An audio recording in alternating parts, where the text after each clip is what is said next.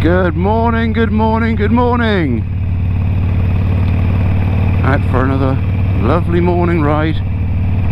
Starts the day off on a high, which is all important. I wonder how many cars coming around here are going to cut the corner now. I'll just sit back a little bit and watch. Oh, there's not many coming around, we should be okay.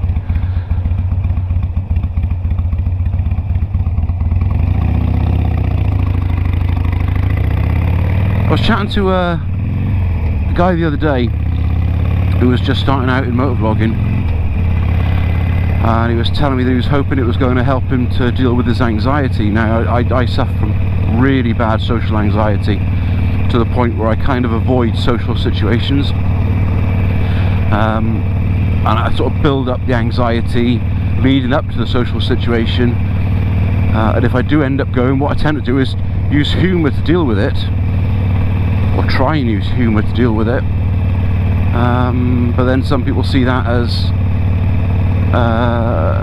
rude or cheeky, which then, if that feeds back to me through their mannerisms and through their behaviour, then that builds the anxiety even higher. So I know a lot of people these days suffer from anxiety and social anxiety, but what I have to say is motovlogging over the last couple of years has helped massively, especially when I put myself in front of the camera on the rare occasion, because that kind of breaks down the walls, if you see what I mean. It kind of gives you that confidence, especially when you do a video like that, you're in front of camera and you get positive responses, which overwhelmingly I get, and I, you know, as I keep saying over and over again, I massively appreciate it, and I genuinely do. But I was explaining this to him, and you know, he was certainly hoping that motovlogging would help with anxiety, and I honestly think it will. I honestly think it does. I still suffer from anxiety. I think it's something that won't go away, because it's kind of inbuilt in your self-belief that you have this thing, and I don't know where it comes from. I don't know how it happens. I don't know why people's minds are wired up to the point where they get anxious about stuff. Going back about, oh gosh, I gotta think now.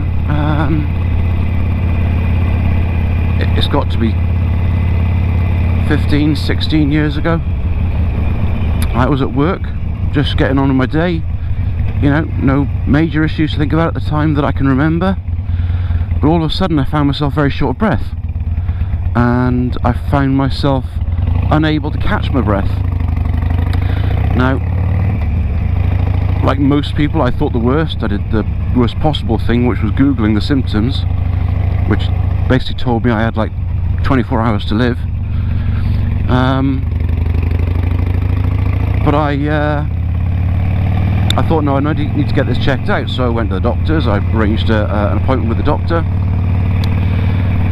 He put me forward for some specialist tests to make sure that heart and lungs were fine, which they were. And I went back to him, and with all the results, or he had all the results, and I went into the surgery, and he said, right, he said, there is nothing wrong with you. And he was an old school doctor, which was the best thing that I could have had, really, and he just told me to stop worrying about it and get on with it. And it turns out I'd had an anxiety attack. Now, if anyone's had an anxiety attack, they know how scary it can be, because you feel like you can't breathe, you feel like you can't catch your breath. But when you look into it and read up on it, it's actually caused by having too much oxygen in your lungs. Your lungs simply cannot cope with any more oxygen, so it then tells you you can't catch your breath. Do you know what, I'm just going to do a route round. I'm going to head back to where I need to be this morning, rather than going on any journeys. I don't want to waste too much time, because I've got to be somewhere. So yeah, it's actually caused by having too much oxygen in your lungs, and you can't take in any more, but your brain is thinking, I can't catch my breath, I can't breathe, which is why you see in a lot of things when people hyperventilate, which is what it is hyperventilating, they give them a paper bag and breathe into a paper bag. All that does is it levels out the oxygen and carbon dioxide and all the other good stuff that we breathe in from cars and pollution and all that stuff, it levels it out in the lungs, so then you can breathe normally. And one trick to get around it, I found, was that try and yawn, try and force a yawn, usually by thinking about other people yawning, because it's contagious. But actually a yawn will override anything that your body is trying to do, so a yawn will actually force you to catch your breath, and that just relieves it, because you know, okay, there's nothing serious, it's just an anxiety attack. I don't get that very often now, because I know what to look for, and I know that if I do get it, it isn't anything serious. But I know some people get it really bad. I think anxiety is probably quite a modern thing, certainly in the levels that we're getting it now, because people do have a lot to worry about. People do have a lot going on. I've just pulled my dark visor down and it's all misted up because I've got the visor all the way down. There you go, open that up, see if that clears a little bit. I can't see shit right now.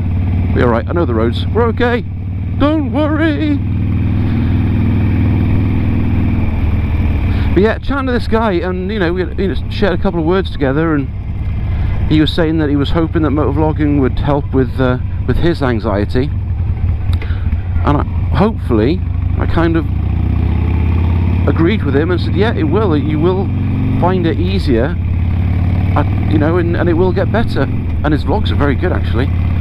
I won't put a link down the bottom until I've actually spoken to him. But if I catch up with him before I release this video, I'll put a link down in the description. He's got some stunning visuals on his vlogs. He uses drones as well, and he's got a lovely bike.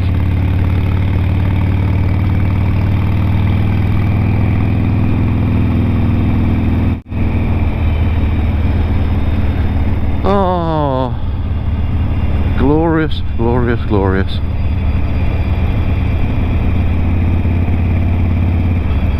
Well, as part of the course, we've got a glorious week this week with everyone in work, Monday to Friday, and then Saturday it's going to start chucking it down again. Yay!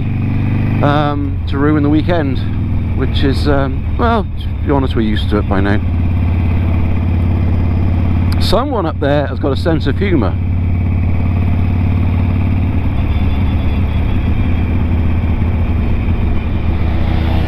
Woo! You go, girl.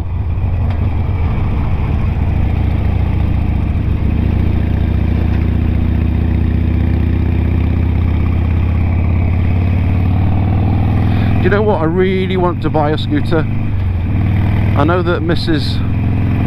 Weston Super Motovlog wants a scooter, so I think next summer that might be something we look at.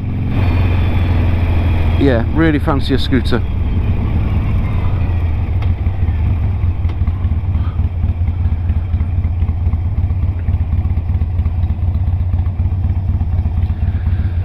Oh, you gotta love being out like this, don't you?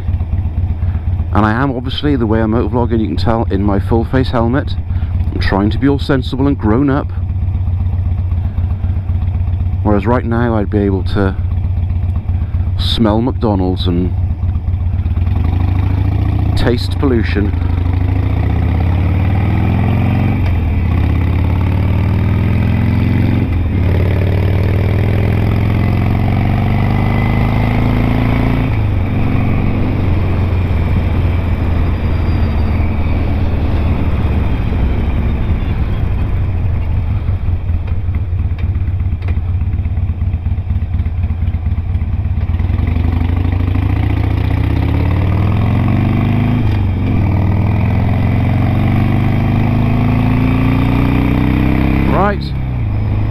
Well, as I come down this extremely exciting straight road, I'm going to call it. I want you guys to take care, have fun, and I will catch you on the flip side.